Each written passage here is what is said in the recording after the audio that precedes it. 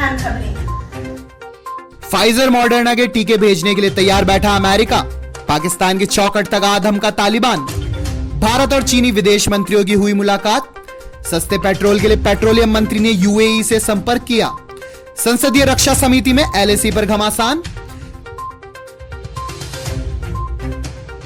केंद्रीय कर्मचारियों को मोदी सरकार का बड़ा तोहफा। टाटा ग्रुप की कंपनी निवेशकों को किया मालामाल। कावड़ गंगा जल लेने हरिद्वार गए तो दर्ज होगा मुकदमा। केंद्र के बाद राजस्थान सरकार ने बढ़ाया महंगाई भत्ता। राजस्थान के चिकित्सा मंत्री ने दिया नारा, हम दो हमारा एक। और अब जानते हैं खबरें विस्तार से।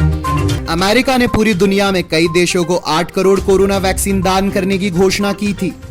अमेरिका ने टीके बांटना शुरू कर दिया है, लेकिन भारत में खुराक पहुंचाने में कुछ समस्या सामने आ रही है। अमेरिका तो दुनिया के कई देशों को वैक्सीन भेजने की अपनी योजना में अब भारत को टीके भेजने के लिए तैयार बैठा है, लेकिन उसे भारत सरकार की मंजूरी का इंतजार है। अमेरिका ने कहा कि वह कोरोना वैक्सीन भेजने के लिए भारत सरकार की हरी झंडी देने का इंतजार कर रहा है। विदेश विभाग के प्रवक्ता नेड प्राइस ने कहा, भारत सरकार से हरी झंडी मिलने के बाद हम टीकों को तेजी से भेजने के लिए तैयार हैं। पाकिस्तान ने बलूचिस्तान प्रांत से सटी अफगानिस्तान की सीमा के प्रमुख रास्ते को बंद कर दिया है। अफगानिस्तान में तालिबान लड़ाकों के महत्वपूर्ण स्पिन बोल्डर क्रॉसिंग पर कब्जा जमाने की रिपोर्ट के बाद पाकिस्तान ने यह कदम उठाया है। एक वरिष्ठ अधिकारी ने बुधवार को यह जानकारी दी। चमन के सहायक आयुक्त आरिफ काकर ने मीडिया को इस बात की पुष्टि की है कि अफगानिस्तान से सटे चमन बॉर्डर पर मैत्री द्वार रास्ते को बंद कर दिया गया है। विदेश मंत्री एस जयशंकर ने दुशांबे में शंघाई सहयोग संगठन SCO की बैठक से इतर चाइना के अपने समकक्ष वांग यी से मुलाकात की। भारत और चीन के विदेश मंत्रियों के बीच यह मुलाकात 1 घंटे तक चली, जिसमें line of actual control LAC को लेकर बातचीत हुई। विदेश मंत्री ने ट्वीट करके इस मुलाकात की जानकारी देते हुए कहा कि चीनी समकक्ष के साथ बातचीत पश्चिमी सेक्टर में LAC को लेकर लंबित मुद्दों पर केंद्रित थी। भारत में ईंधन की कीमतों के रिकॉर्ड ऊंचाई पर पहुंचने के बीच देश के नए पेट्रोलियम मंत्री हरदीप सिंह पुरी ने उपभोक्ताओं के लिए कीमतों को कम करने की जरूरत पर जोर दिया है। इस उद्देश्य से उन्होंने तेल उत्पादक देशों से संपर्क करना शुरू कर दिया है।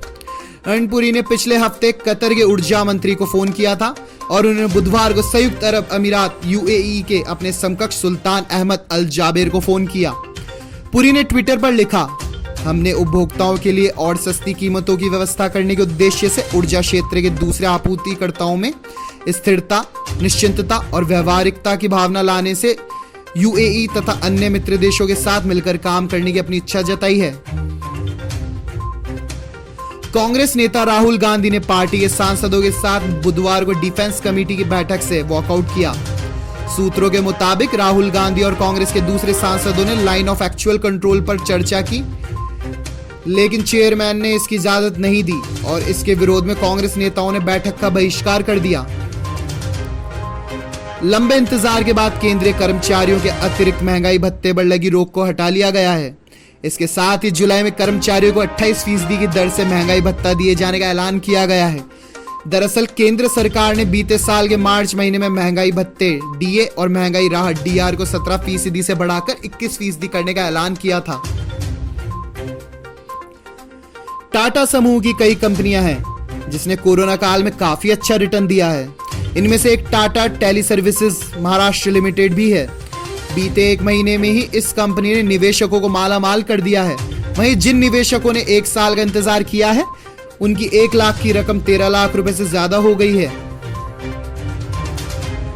कावड़ यात्रा पर रोक के बाद उत्तराखंड पुलिस ने कावड़ियों को राज्य में प्रवेश न करने देने को लेकर कमर कस दी है। सीमाओं को कावड़ियों के लिए 24 जुलाई से ही सील कर दिया जाएगा। अलबत्ता यदि दूसरे राज्यों की सरकारें या कावड़ संघ टैंकर से गंगाजल लेने की अनुमति मांगते हैं तो पुलिस इस काम में उनका सहयोग कर सकती है।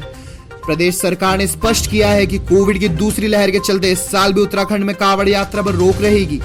इस बीच यूपी के में कावड़ यात्रा की अनुमति होने को लेकर कावड़ियों के उत्तराखंड प्रवेश की आशंका जताई जा रही है। अब डीजीपी अशोक कुमार ने स्पष्ट कर दिया है कि अगले सप्ताह तक सभी अंतर्राज्यीय चेक पोस्ट पर अतिरिक्त फोर्स तैनात कर दी जाएगी।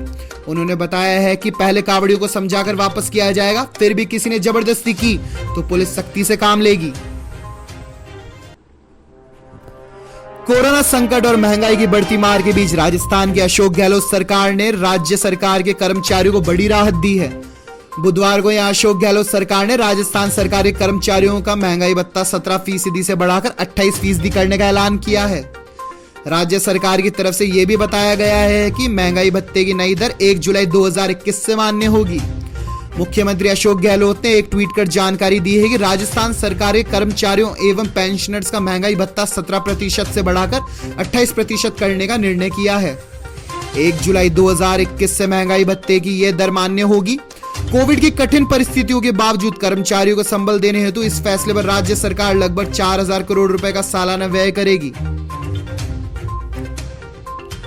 भारतीय जनता पार्टी बीजेपी शासित उत्तर प्रदेश और असम जैसे राज्यों में जनसंख्या नियंत्रण के लिए तैयार की जा रही नीति पर छिड़ी बहस के बीच राजस्थान के स्वास्थ्य मंत्री ने भी इस विचार का समर्थन कर दिया है।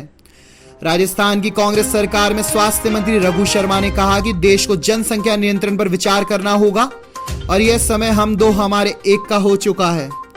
उन्होंने ऐसे समय पर यह बात कही है जब उनकी पार्टी के कई नेताओं ने योगी आदित्यनाथ और हिमंत बिस्व शर्मा की ओर से लाए जा रहे कानूनों की आलोचना की है। हालांकि विपक्ष के बड़े नेता और राष्ट्रवादी Congress party NCP supremo Sharad Pawar ने कहा है कि देश की भलाई के लिए आबादी को नियंत्रित करने की आवश्यकता है। देश और दुनिया की तमाम खबरों के लिए बने रहिए शुभ 24 के साथ। धन्यवाद।